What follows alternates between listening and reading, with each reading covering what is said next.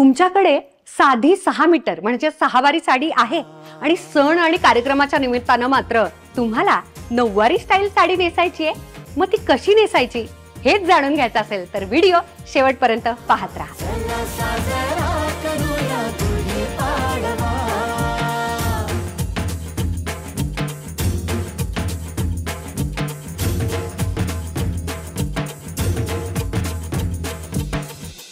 खरं तर मला 9 वारी साडी आहे ना 9 मीटरच नेसायला आवडते, कारण मला 9 वारी साडी नेसता येते. पण सगळ्यांना 9 वारी साडी नेसता येईलच असं नाही आणि 9 वारी साडी महाग पडते, त्याच्यापेक्षा 6 मीटर स्वस्त पडते. आणि सध्या ट्रेंड असा आहे की सगळ्यांना अशा पद्धतीची साडी नेसायला आवडते, पण मला हे नेसता येत नाही. त्यामुळे मला असं वाटलं की आपण शिकून घेऊयात आणि त्यासाठी मी साडी ड्रेपिंग किंवा ब्रायडल मेकअप हेअर याच्यामधल्या एक्सपर्टला बोलवण्याचा प्रयत्न केला आणि तुमच्याबरोबर शिकण्याचा प्रयत्न केला. आणि सोप्या पद्धतीनं शिकता शिकता याचा व्हिडिओ पण होईल आणि तुमच्यापर्यंत या सगळ्या टिप्स पण जातील. आणि म्हणूनच आज आपण राधिका ताईला बोलवलेलं आहे. तिच्याबरोबर आपण शिकणार आहोत की आपल्या घरातल्या कपाटातल्या साध्या 6 मीटर 6 वार साड्या ज्या असतात त्या वेळ प्रसंगी 9 वार म्हणून पण कशा नेसता येतील.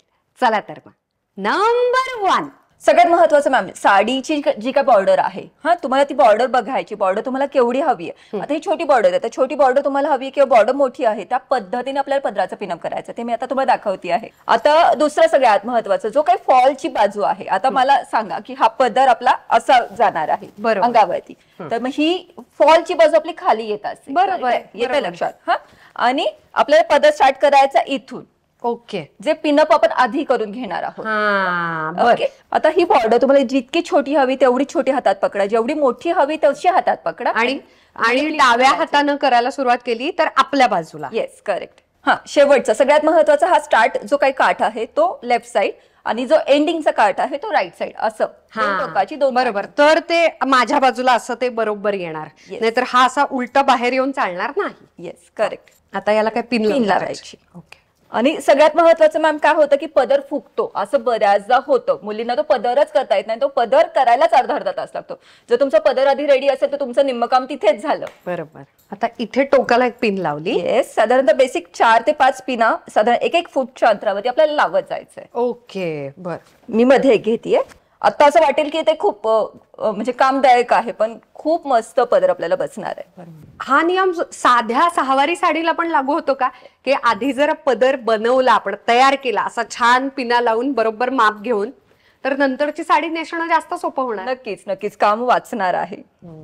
बर, आता तुम्ही म्हणाल की हा पदर किती घ्यायचा, किती लांब घ्यायचा, तर हे तुम्हाला माप घ्यायचंय.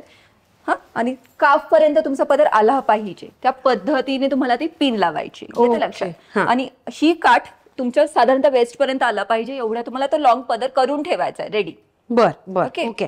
नंबर 2, शक्यतो साडीच्याच रंगाचं लेगिंग असेल तर जास्त छान, पण आज माझ्याकडे त्या सेम रंगाचं लेगिंग नव्हतं आणि म्हणूनच मी ब्लॅक लेगिंग निवडलं, कारण की ते साडीमध्ये लपलं जाणार आहे.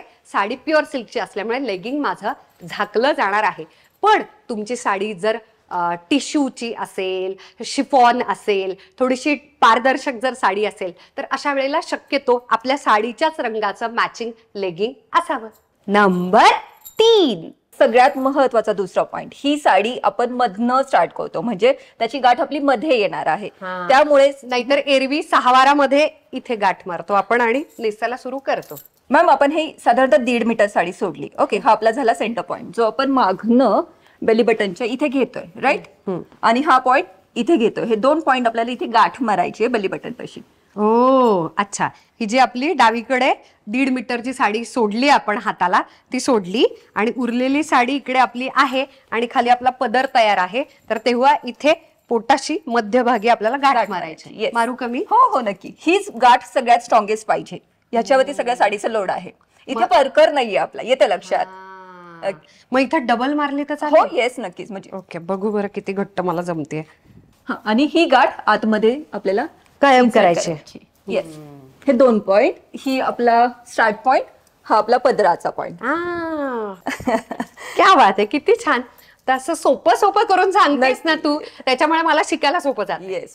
नंबर 4, हा जो स्टार्ट पॉइंट आहे उर्मिला, तो आपण पायातनं घेऊन. ओके, आला वरती. डाव्या बाजूचा जो रिकामा सोडलेली. येस, बाजू किंवा साडी होती 1.5 मीटर, ती अशी हा, हा. डाव्या पायाला गुंडाळली, Yes. मागून काढली. येस, नक्की मागून काढली आणि त्याच्या इथे प्लीट घालायच्यात बरं का आता आपल्याला. ओ, खालच्या बाजूला. हा एंटायर तो पॅच. आणि हा जो काठ आहे वरती आपला इथे हायलाइट होणार आहे. ओ वाव, क्या बात है. मागे आणली आणि परत निऱ्या घातल्या काठाच्या आणि त्या अशा खाली Highlight. आणल्या. छोटा प्लीट्स घातल्या. त्याला सिक्युअर करायचं आपल्याला पिननी. ओके. आपल्याला किती पिना लागल्या या पदरासाठी? 3-4. हा इथे तर गाठच आहे हा. आणि ही आपली साडी सगळ्यात पहिली महत्वाची पिन आहे. पिन. येस. आणि ती आपल्याला इथे सेंटरला टक इन करायची. ओ, म्हणजे हा काठ तुम्हाला पूर्ण दिसणार आहे. लेगिंग थोडीशी वरती केली हा, हा. आणि खालचा पण काठ दिसतोय त्या नऊवारी साडी सारखा आपल्या. येस. आणि हे पण सुंदर दिसतंय का? हो. बरोबर डाव्या पायावरती आलंय. येस. नंबर 5. आता जो राहिलेला पॅच आहे आपल्याला राहिलेला जो पार्ट आहे त्याच्याबद्दल. ओके, आता ही उरलेली साडी काय करायची? ही पण परत आपल्याला पायाच्या मधून एंटायर पदर करून घ्यायचा.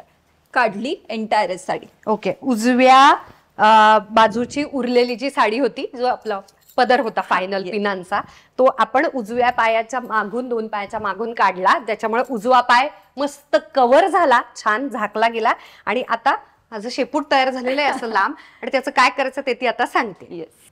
तो पदराची बाजू आपण परत पायाच्या मधनं घेतली आणि आपण आता त्याचा पदर घेतोय. खूप इझी. पदर असल्यामुळे हे अजिबात काही जड गेलं नाही. जो आपला पदर ऑलरेडी पिनअप होता. किती छान. हा काठ पण मिळाला मला. आणि तो जो उजव्या बाजूला मागून उरलेलं शेपूट होतं ते फक्त पदर म्हणून असं टाकलं. हा. किती छान. आणि हा इतका लांब मस्त काढलाय की ज्याच्यामुळे आपल्याला कधी असं छान फोटो काढताना डोक्यावरून किंवा आपल्याला जर कोणाला सवय असेल की छान दोन्ही खांद्यावरून पदर घ्यायचा तरी हा मस्त लॉंग इनफ पदर आहे. येस. आता आपल्याला फिनिशिंग द्यायचंय साडीचं. नंबर 6.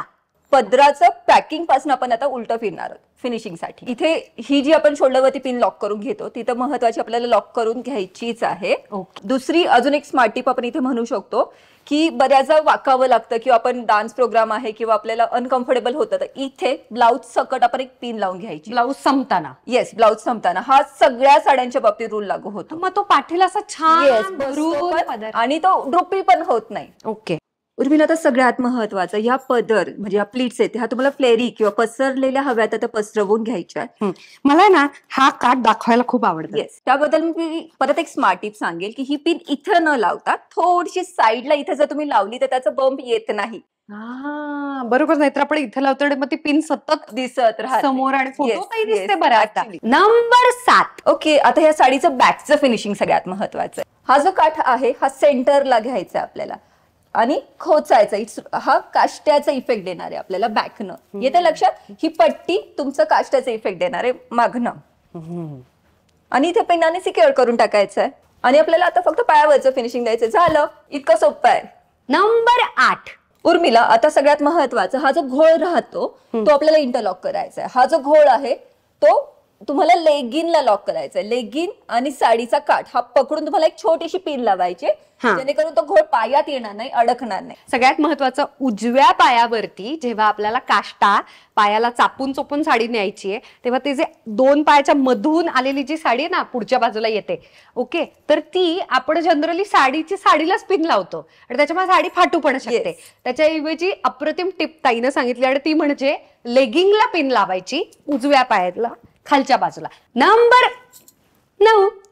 आता आयर्निंग कशाला? हेअरस्टाईल तर झाली. साडीचं जे परफेक्ट फिनिशिंग म्हणतो किंवा प्लेटचा तो एकदम परफेक्ट दाबलेला चापून चुपून जो प्रकार आहे त्यामुळे आपल्याला बॉडीवरती आयर्न करायचंय. ओ, पण हे गरम असेल आणि साडी जळली तर? हेच त्याच्यासाठी स्मार्ट टिप तुम्हाला सांगते. आयर्न अगदी 15 ते 20 सेकंद तापवायचंय फक्त. बघूया किती गरम आहे म्हणजे मला लक्षात येईल. ओ, हे अगदी बेसिक कोमट म्हणू शकतो आपण. हा, असं कोमट सर आहे. छान, बरोबर.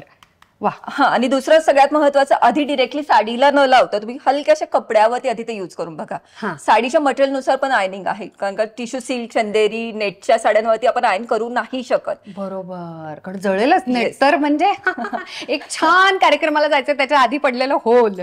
आणि दुसरं सगळ्यात महत्वाचं, हे बॉडीवरतीच करावं लागतं. हे तुम्ही आधी नाही करू शकत. ड्रेपिंग झाल्यानंतरच तुम्हाला आयनिंग करावं. पिना बिना सगळं संपल्यानंतर फायनल फिनिशिंग, फायनल टच. बरोबर. ओके, आता हे कुठे कुठे करायचं? जो मेन आपला काठ आहे तो मी पकडला आणि तो अख्खा एंटायर खालपर्यंत नेला. वाव, अजिबात हलणार नाही तो. हे दिवसभर जसंच्या Yes. तसं राहणार म्हणजे. वा वा. देन सेकंड काठ, म्हणजे प्रत्येक जी प्लेट आहे त्याच्यावरती आपल्याला आयन करत जायचंय. आता जो आपण काष्टासाठीचा जो काठ लॉक झालाय त्याला मी हलकसा आयन करते. इथे पिन लावायची गरज नाही का, पण इथे सिक्युअर केलेलंच आहे ऑलरेडी. ओके, झालं. हा एक काठ आणि हा जो अख्खा पदर आपण केलेला आहे त्याच्या पिना आपल्याला काढायच्या आहेत. हा. पिना काढण्यापूर्वी त्याला पण एक आयन करून घेतोय. ते पण प्लेटिंगचा इफेक्ट खूप छान दिसतो उघडल्यानंतर. बरोबर. येस, आपला आयनिंग डन आहे. वा. नंबर 10. आता आपल्याला हा काठ मिळाला डाव्या पायावरचा आणि उजव्या पायावरती तर पदराचा काठ आलाय छान. तर आता फक्त हे जे प्रकरण आहे, कारण की मला आठवतंय सहावारामध्ये आपण अशा पद्धतीनं चापून चोपून इथे छान पिन लावतो बरोबर, आणि मग त्याच्यावरती निर्या येतात. पण याचा जो काठ आहे, जी सहावारी आपण नऊवारी स्टाईलनं नेसलेली आहे, त्याचं याचं काही करता येईल का? येस उर्मिला, आता हा तुम्ही डिरेक्टली असाही सोडू शकता जर त्याला काठ नसेल तर. अच्छा, कधी कधी आपण विना काठापदराच्या साड्या पण नेसू शकतो ना अशा. बरोबर. आणि ज्याला काठ आहे तो थोडा हलका वरती ओढून घ्यायचा आहे आणि इथे मी बेसिक एक पिन लावून टाकतीये आतल्या बाजूला लेगिंगला. येस, लेगिन. हा येस, बेसला. आणि वरती आपला तो काष्टाचा काठ आला. झालं. ओके, बर. सहावारी साडीची नऊवारी साडी नेसतानाची सगळ्यात शेवटची स्टेप कोणती? येस, सगळ्यात शेवटची स्टेप आहे आपल्या पदराच्या पिना काढून टाकायच्या आहेत. Yes, okay. पण 2 पिना सोडून ब्लाऊजची ही जी खांद्यावरची पिन आहे ती आणि ब्लाऊज संपतानाची ही छान एक पदराला लावलेली पिन, Yes. या 2 पिना सोडून उरलेल्या ज्या आपण सगळ्या पिना लावून ठेवलेल्या त्या आता काढून टाकायच्या. येस. जर तुम्हाला ट्रॅव्हल करायचंय, माझं इथे सजेशन असेल, जर तुम्हाला ट्रॅव्हल करायचं, तुम्ही कारमधनं ट्रॅव्हल करता आहात, तर ह्या पिना तशाच ठेवा. ज्यावेळेस जस्ट असं कार्यक्रमात एंटर होताना येस, काढायचं. मग ते फ्रेश मुवमेंटला काढा, म्हणजे तो पदर फुगणार नाही, तो पदर खूप छान बसणार आहे. अरे वा, क्या बात है. डन.